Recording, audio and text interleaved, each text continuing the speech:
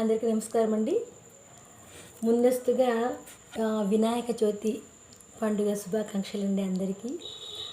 విఘ్నాలన్నీ దాటుకుంటూ వెళ్ళి ప్రతి ఒక్కరు కూడా వాళ్ళ వాళ్ళ ఆశయాలను సాధించాలని, మంచి సిద్ధి పొందాలని మనస్ఫూర్తిగా కోరుకుంటున్నానండి.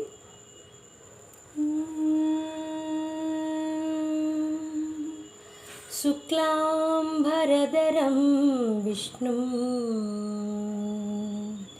శశివర్ణం చతుర్భుజం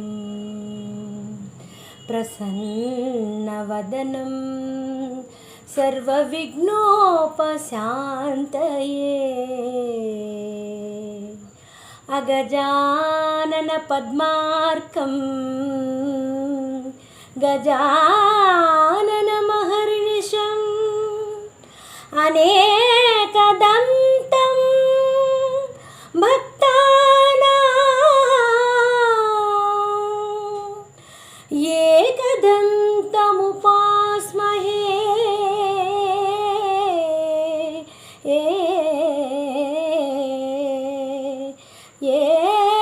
ఏకదంతం ఉపాస్మహే.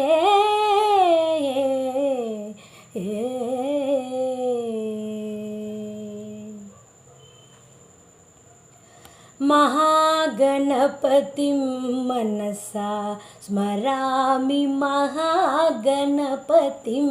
మనసా స్మరామి, మహాగణపతిం మనసా స్మరామి, మహాగణపతిం మనసా స్మరామి. వసిష్ఠవామదేవాదివందిత మహాగణపతిం మనసా స్మరామి, వసిష్ఠవాదిదేవాదివందిత మహాగణపతిం.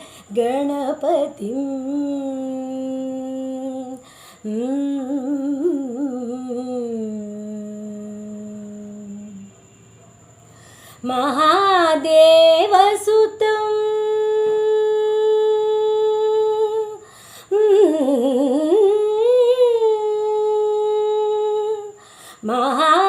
మహాదేవసుతం గురుగుహనుతం, మహాదేవసుతం గురుగుహనుతం మారకోటి ప్రకాశం శాంతం, మారకోటి ప్రకాశం శాంతం మహాకావ్య నాటకాధిప్రియం,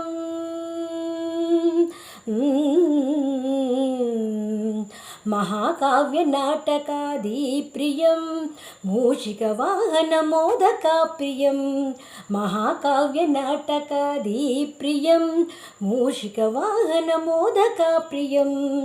పప్ప మగ మరి సరి సని సప మగ మ పాదని సరి గమ మరి సరి సని పమ సని పమ గమ ని ప మరి గ మరి రి స రి స సారి గ మరి స సారి గ మ మహాగణపతిం మనసా స్మరామి, మహాగణపతిం మనసా స్మరామి, మహాగణపతిం మనసా స్మరామి, మహాగణపతిం.